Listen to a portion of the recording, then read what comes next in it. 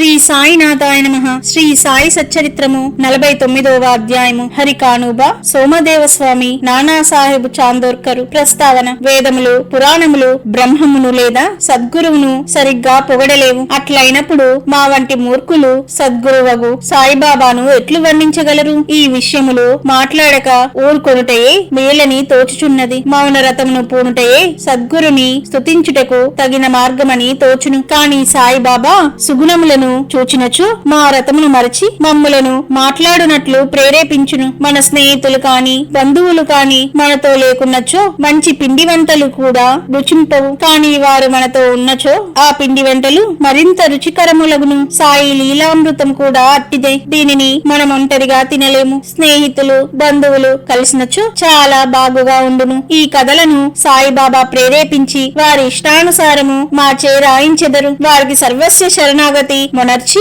వారి అందే ధ్యానము నిలుపుట మా కర్తవ్యము. తీర్థయాత్ర, వ్రతము, త్యాగము, దానముల కంటే తపస్సు చేయుట గొప్ప. హరిని పూజించుట తపస్సు కంటే మేలు. సద్గురుని ధ్యానించుట అన్నిటికంటే మేలైనది. కాబట్టి మనము సాయి నామమును నోటితో పలుకుచు వారి పలుకులను మననము చేయొచ్చు. వారి ఆకారమును మనస్సున భావించుకొనుచు వారిపై హృదయపూర్వకముగు ప్రేమతో వారి కొరకే సమస్త కార్యములను చేయుచుండవలను. సంసార బంధము నుండి తప్పించుకొనుటకు దీనికి మించిన సాధనము లేదు. పైన వివరింపబడిన ప్రకారము మన కర్తవ్యమును మనము చేయగలిగినచో సాయి తప్పనిసరిగా మనకు సహాయము చేయును, తుదకు మోక్షమునిచ్చును. ఈ అధ్యాయములోని కథల వైపు మరలుదుము. హరికానోబా. హరికానోబా అను బొంబాయి పెద్ద మనుషుడొకడు తన స్నేహితుల వల్ల బంధువుల వల్ల బాబా లీలలు అనేకములు వినెను. కాని నమ్మలేదు. కారణమేమన అతనిది సంశయ స్వభావము. బాబాను స్వయముగా పరీక్షించవలనని అతని కోరిక. కొంతమంది బొంబాయి స్నేహితులతో అతడు షిరిడీకి వచ్చెను. అతని తలపై జలతారు పాగా ఉండెను. అతని పాదములకు క్రొత్త చెప్పులుండెను. కొంత దూరం నుండి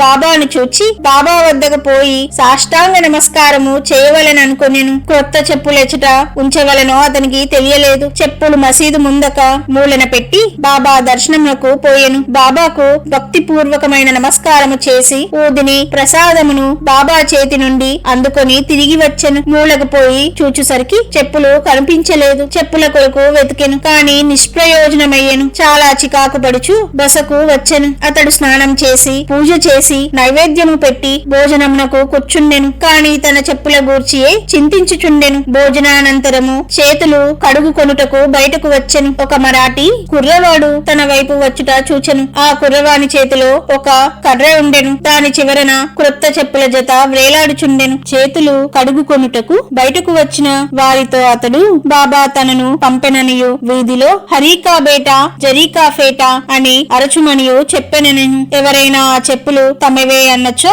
అతని పేరు హరి అనియు అతడు కానోబా కొడుకనియు అతని తలపై జరీపాగా కలదా అను సంగతి పరీక్షించిన తరువాత చెప్పులు ఇచ్చివేయుమని చెప్పెనెను. ఈ కుర్రవాడిట్లు చెప్పుట విని హరికానోబా ఆశ్చర్య ఆనందములు పొందెను. కుర్రవాణి వద్దకు పోయి చెప్పులు తనవని రూఢీ చేసెను. అతడు తన పేరు హరి అనియు తాను కానోబా కుమారుడనియు తన తలపై ధరించు జరిపాగాను చూపెను. ఆ కుర్రవాడు సంతృప్తి చెంది చెప్పులు ఇచ్చివేసెను. హరికానోబా మిక్కిలి ఆశ్చర్యపడెను. తన జల్తారు పాగా అందరికి కనిపించవచ్చును కాని తన పేరు తన తండ్రి పేరు బాబాకెట్లు తెలిసెను? అది ఏ షిరిడీకి మొదటిసారి తన రాక. అతడు అచటకు బాబాను పరీక్షించుటకే వచ్చెను. ఈ విషయము వల్ల అతడు బాబా గొప్ప సత్పురుషుడని గ్రహించెను. అతనికి కావలసినది బాబాను పరీక్షించుట. అది పూర్తిగా నెరవేరెను. సంతోషముతో ఇంటికి పోయెను. సోమదేవ స్వామి బాబాను పరీక్షించుటకై ఇంకొకరు వచ్చిరి. వారి కథను వినుడు. కాకాసాహెబ్ దీక్షిత్ తమ్ముడు బాయీజీ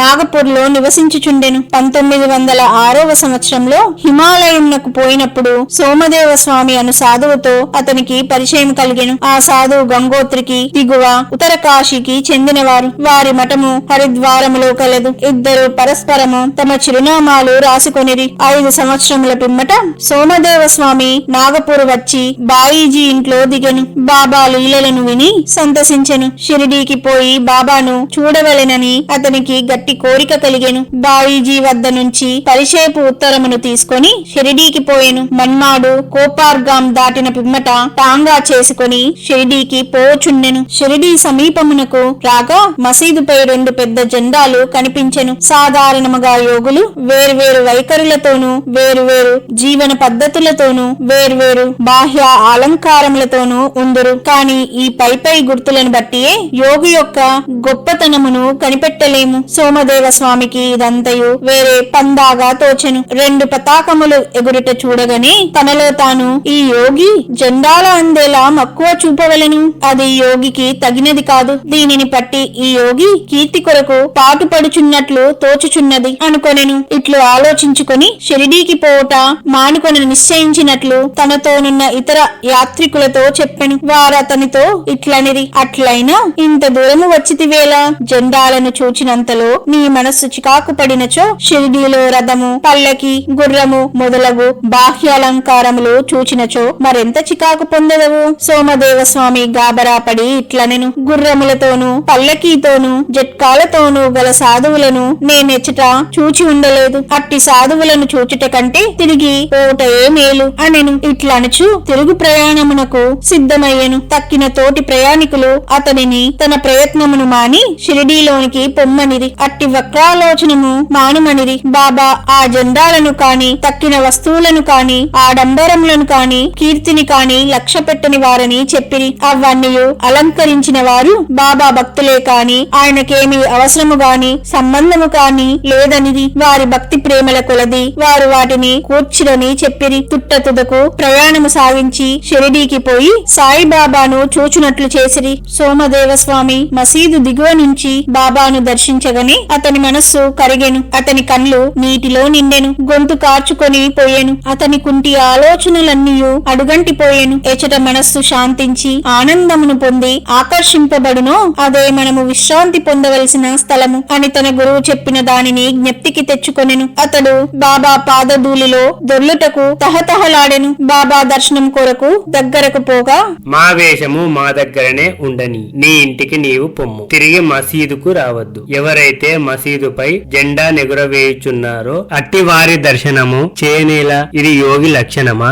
ఇక్కడొక నిమిషమైనా ఉండవద్దు అనెను. ఆ స్వామి మిగుల ఆశ్చర్యపడెను. బాబా తన మనస్సును గ్రహించి బయటకి ప్రకటించుచున్నారని తెలుసుకొనెను. అతడెంత సర్వజ్ఞుడు, తాను తెలివి తక్కువ వాడనియు బాబా మహానుభావుడనియు గ్రహించెను. బాబా అందరినీ కౌగలించుకొనుట, కొందరిని ఆశీర్వదించుట, కొందరిని ఓదార్చుట, కొందరి వైపు దాక్షిణ్యముతో చూచుట, కొందరి వైపు చూచి నవ్వుట, ఓది ప్రసాదమును కొందరికిచ్చుట, ఇట్లు అందరినీ ఆనందింపచేసి సంతృప్తి పరచుట చూచి తన ఒక్కరినే ఎలా అంత కఠినముగా చూచుచుండెనో అతనికి తెలియకుండెను. తీవ్రముగా ఆలోచించి బాబా చేయనదంతయు తన అంతరంగముననున్న దానితో సరిగ్గా చూడనుండెనని గ్రహించెను. దాని వల్ల పాఠము నేర్చుకొని వృద్ధి పొందుటకు యత్నించవలెనని గ్రహించెను. బాబా కోపము మారు రూపముతోనున్న ఆశీర్వాదమే అనుకొనెను. కొన్నాళ్ల పిమ్మట బాబా యందు అతనికి నమ్మకము బలపడెను. అతడు బాబాకు గొప్ప భక్తుడయ్యెను. నానాసాహెబ్ చాందోర్కర్ ఈ అధ్యాయమును హేమాడ్ పంతు